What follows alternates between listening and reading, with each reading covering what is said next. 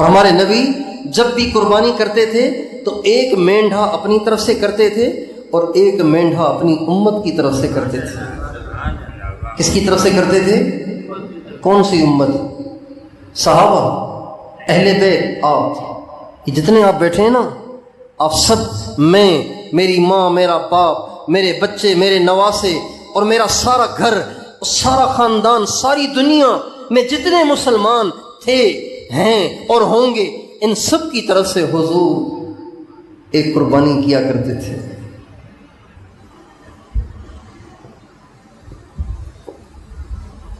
اس لیے جب قربانی کے ایام آئیں تو ہمیں اپنی طرف سے تو قربانی کرنی ہی چاہیے۔ جن پر واجب ہے ان پر تو واجب ہے، جن پر واجب نہیں بھی ہے نا ان کو بھی قربانی کرنی چاہیے۔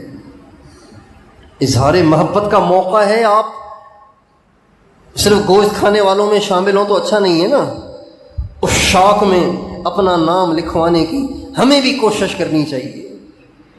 اس شوق میں اپنا نام لکھوانے کی ہر غریب سے غریب کو کوشش کرنی چاہیے۔ پیسے نہیں ہیں، قرضہ لے کر بھی قربانی کریں، واجب نہیں ہے، یہ واجب نہیں ہے، ایک ترغیب ہے۔ قرضے لے کر بھی قربانی کریں، قرضہ لے کر بھی قربانی کریں اور اس شوق کی لسٹ میں اپنا نام شامل کروائیں۔ اے اللہ، ہر جگہ تیرے عشاق آج اپنے پیارے بکروں پر اور گایوں پر اور بکریوں کی گردنوں پہ چھریاں پھیریں گے۔ اے اللہ، تجھے پتہ ہے میرا حال نہیں ہے، میرے پاس اتنے پیسے نہیں ہیں، میں نے ادھر ادھر سے کچھ پیسے اکٹھے کیے ہیں تیرے نام پہ، اے اللہ آج میں بھی خون بہاؤں گا۔ اللہ کو کتنا پیار آئے گا؟ اللہ کو پیار آئے گا کہ نہیں آئے گا؟ تو کیا خیال ہے، کون کون قربانی کرے گا؟ جو غریب ہیں وہ بھی کریں گے انشاءاللہ؟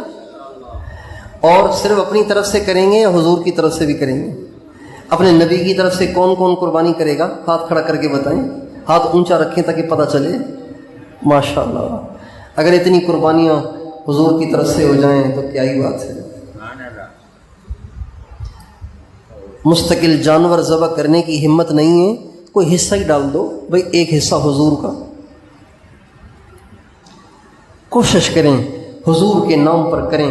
اپنی ماں دنیا سے چلی گئی ہے، اپنا باپ دنیا سے چلا گیا ہے تو ان کی طرف سے بھی کر لیں، اہل بیت کی طرف سے کر لیں، امام حسین کی طرف سے کر لیں، اماں عائشہ، اماں فاطمہ کی طرف سے کر لیں، اماں خدیجہ کی طرف سے کر لیں، حضرت ابوبکر، حضرت عمر، حضرت عثمان، حضرت علی کی طرف سے کر لیں، صحابہ کی طرف سے کر لیں، اپنے بزرگوں کی طرف سے کر لیں، اپنے پیر و مرشد کی طرف سے کر لیں۔ حضرت مولانا زکریا صاحب رحمۃ اللہ علیہ نے ایک دفعہ قربانی کی عید سے پہلے کسی ساتھی کو پیسے دیے اور فرمایا ایک جانور حضور کے نام کا لے آؤ، ایک جانور میرے شیخ حضرت گنگوہی کے نام کا لے آؤ۔ چونکہ خود غریب تھے، خود پہ قربانی واجب نہیں تھی، خود غریب تھے، قربانی واجب نہیں تھی۔ ہمیشہ حضرت شیخ الحدیث قطب الاقطاب مولانا زکریا صاحب رحمۃ اللہ علیہ ہمیشہ مقروض رہے، غربت کی زندگی گزاری، حالانکہ لاکھوں انسان ان سے عقیدت رکھتے تھے، لیکن غربت کی زندگی گزاری۔ چنانچہ خادم کو 2 جانور خریدنے کے لیے بھیجا اور فرمایا ایک جانور میرے نبی کے نام پہ لے آؤ، ایک جانور میرے شیخ امام ربانی مولانا رشید احمد گنگوہی کے نام پہ لے آؤ۔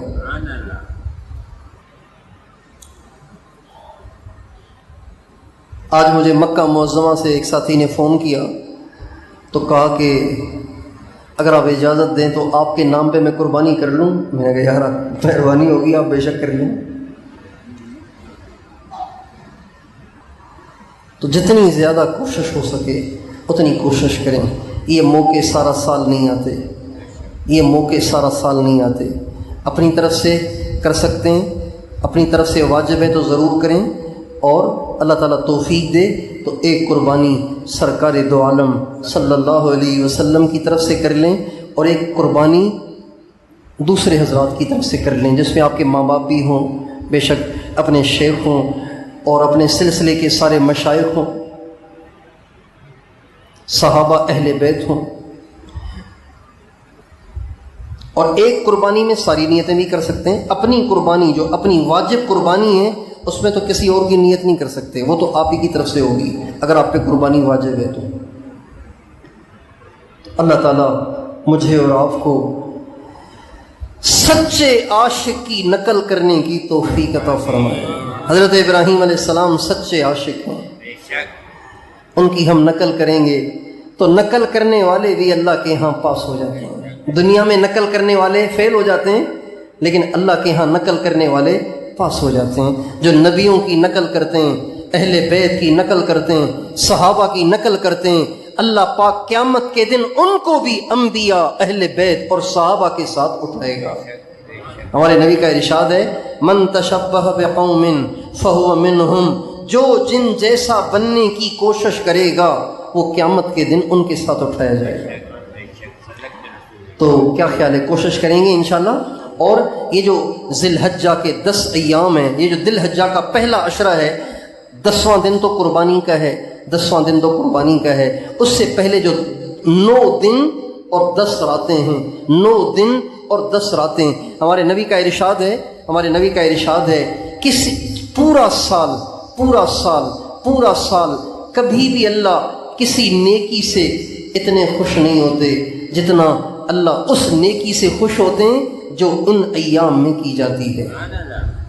سارا سال اللہ ذکر کرنے سے خوش ہوتے ہیں، سارا سال درود پڑھنے سے خوش ہوتے ہیں، سارا سال تلاوت سے خوش ہوتے ہیں، سارا سال صدقے خیرات سے خوش ہوتے ہیں، سارا سال نفلوں سے، اشراق، چاشت، تہجد سے خوش ہوتے ہیں، اوابین سے خوش ہوتے ہیں. لیکن سب سے زیادہ اللہ تعالیٰ جو خوش ہوتے ہیں نا، وہ ان نیکیوں سے اس وقت ہوتے ہیں جب یہ نیکیاں ان ایام میں کی جائیں. اس لیے کوشش کرنی چاہیے کہ ذی الحجہ کا یہ پہلا عشرہ ہماری کوئی نماز اس میں کوتاہی نہ ہو. تکبیر اولیٰ کے ساتھ 5 نمازیں ہوں، تہجد بھی ہو، اشراق بھی ہو، چاشت بھی ہو، اوابین بھی ہو، صدقہ خیرات بھی ہو. اور اس میں کوشش کرنی چاہیے یہ 9 کے 9 دن روزہ بھی رکھنا چاہیے. یکم ذی الحجہ سے لے کے 9 ذی الحجہ تک کوشش کرنی چاہیے کہ ہمیں 8 ذی الحجہ تک 9 ذی الحجہ تک کوشش کرنی چاہیے ہمیں روزہ رکھنا چاہیے. ہمارے نبی کا ارشاد ہے، یہ جو ذی الحجہ کا پہلا عشرہ ہے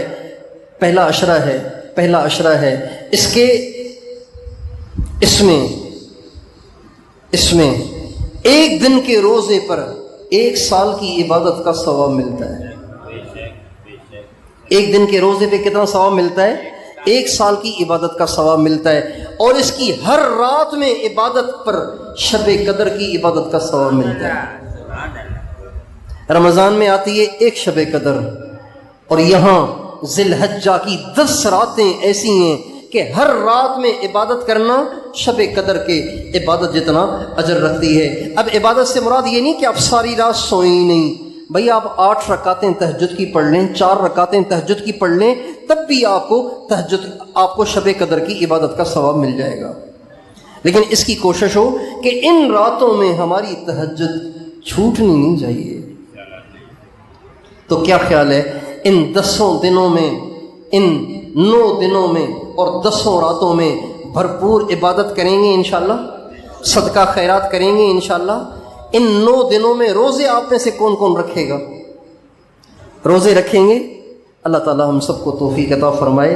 ان ایام کی قدردانی کرنے کی توفیق عطا فرمائے، اور ان ایام کو صحیح طرح سے گزارنے اور ان ایام میں اپنے رب کو، اپنے مالک کو زیادہ سے زیادہ راضی کرنے کی توفیق عطا فرمائے.